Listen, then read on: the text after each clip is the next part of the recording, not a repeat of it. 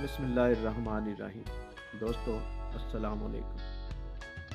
अल्लाह ताला साडे ते रहम करे, अपना फजल करे कि उन्हें सानू अकल और शऊर भी दिता है, लेकिन असी इस अकल दा शऊर दा इस्तेमाल किस तरह करने और इहदे मुताबक असी जिस तरीके दे नाल रह रहे हैं, जिस मुआशरे च रह रहे हैं, ਉਹਦੇ ਵਿੱਚ अगर कोई कमियां कुताहियां नज़र आंदियां ने या इंसान जो खुद करदा है ਉਹਦੇ ਵਿੱਚ अगर कोई कमी कुताही आ जाती है तो ਉਹਨੂੰ किस तरीके नाल सोचना चाहिए और ਉਹਨੂੰ ਉਹਦੇ ਉੱਤੇ गौरव फिक्र भी करना चाहिए, क्योंकि अल्लाह ताला ने इंसान नू दिमाग भी दिता है, अकल भी दी है, शऊर भी दिता है। मैं अपनी गल करना वा कि मैनू कोई मसला बन जाए जिस्मानी या गारे च कोई परेशानी आ जाए तो मैं ਉਹਦਾ हल ढूंढन की कोशिश करना वा और ये सोच विचार भी करना वा कि ये मेरे ते जिहड़ी मुश्किल आई है, जिस्मानी तौर पे अगर कोई बीमारी आई है या घर दे विच कोई परेशानी आई है तो वो किस वजह तो आई है। मैं अपनी गल करना वा और अपनी गल ही करांगा, क्योंकि दूसरे की गल करिया तनकीद का अंसर भी नज़र आता है और मैं किसी इंसान के उत्ते इस तरह की तनकीद नहीं करनी चाहता, ना करना वा, क्योंकि मैं सोचना वा कि मेरी परेशानी का हल मेरे अंदर ही है, मेरे कोल ही है। और अगर परेशानी आई है तो किस वजह तो आई है, मेरे च केड़ी ऐसी कमी आ गई है, मेरे च ऐसी केड़ी कुताही आ गई है कि जिहदी वजह तो मैं परेशान हो गया वां। क्योंकि इंसान खुद गलतियां करता है और अपनी गलती की सज़ा किसी दूसरे नू देनी चाहता है। ये साडा इस वक्त समझ लो कि तरीकाकार बन चुके हैं, असी इस तरह के बन चुके हैं कि अपनी गलती कुताही नू नज़रअंदाज करके दूसरे उत्ते पाने और अपनियां परेशानियां दे विच इजाफा करने।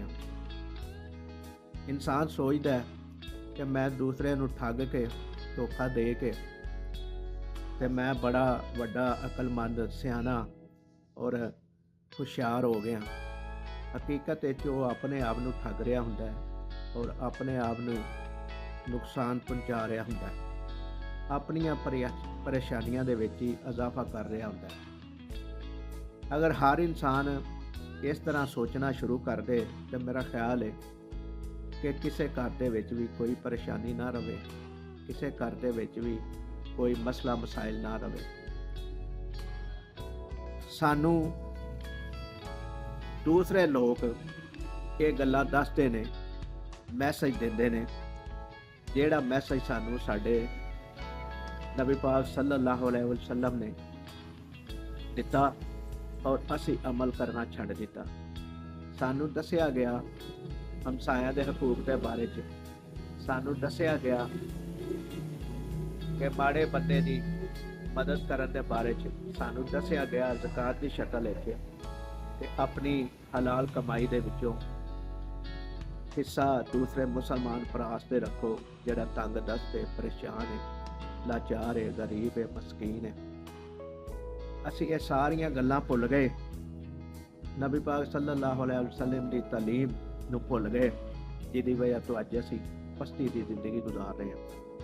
दोस्तों ये चाहते कि मैं गल्लां कीतियां ने और मैं चाहना वा कि बड़ियां ज़्यादा लंबियां गल्लां ना कीतियां जान, थोड़ियां कीतियां जान ताकि किसी नूं समझ आ सके।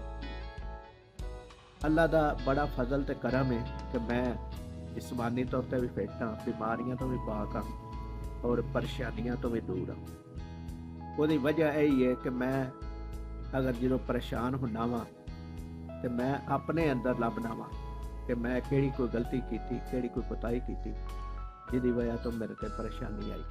मैं किसी दूसरे दे उत्ते ये गल नहीं पाता, ਦੋਸਤੋ, ਮੇਰੀ ਇਹ ਵੀਡੀਓ ਵੇਖਣ ਵਾਲੇ ਜਿੰਨੇ ਵੀ ਦੋਸਤ ਨੇ ਮੇਰੀਆਂ ਗੱਲਾਂ ਨੂੰ ਸੋਚਿਆ ਜੇ, ਸਮਝਿਆ ਜੇ ਔਰ ਕੋਸ਼ਿਸ਼ ਕਰਿਆ ਜੇ ਕਿ ਇਸ ਤਰੀਕੇ ਦੇ ਨਾਲ ਹੀ ਆਪਣੀ ਜ਼ਿੰਦਗੀ ਗੁਜ਼ਾਰਿਆ ਜੇ, ਤਾਂ ਕਿ ਦੂਸਰੇ ਇਨਸਾਨ ਨੂੰ ਨਿਸ਼ਾਨਾ ਬਣਾਉਣ ਦੀ ਬਜਾਏ ਅਗਰ ਆਪਣੇ ਅੰਦਰ ਝਾਂਕੋਗੇ, ਆਪਣੇ ਅੰਦਰ ਦੇਖੋਗੇ, ਆਪਣੀਆਂ ਕਮੀਆਂ ਕੁਤਾਹੀਆਂ ਦੂਰ ਕਰਨ ਦੀ ਕੋਸ਼ਿਸ਼ ਕਰੋਗੇ ਤੇ ਫਿਰ ਤੁਸੀਂ ਜਿਸਮਾਨੀ ਤੌਰ ਤੇ ਵੀ ਫਿੱਟ ਰਹੋਗੇ, ਬਿਮਾਰੀਆਂ ਤੋਂ ਪਾਕ ਰਹੋਗੇ, ਪਰੇਸ਼ਾਨੀਆਂ ਤੋਂ ਪਾਕ ਰਹੋਗੇ ਔਰ ਤੁਹਾਡੀ ਅੱਛੀ ਖਾਸੀ ਜ਼ਿੰਦਗੀ ਔਰ ਸਕੂਨ ਜ਼ਿੰਦਗੀ ਬਣ ਜਾਏਗੀ। ਤੇ ਇਹਦੇ ਨਾਲ ਹੀ ਮੈਂ ਇਜਾਜ਼ਤ ਚਾਹੁੰਦਾ ਵਾਂ।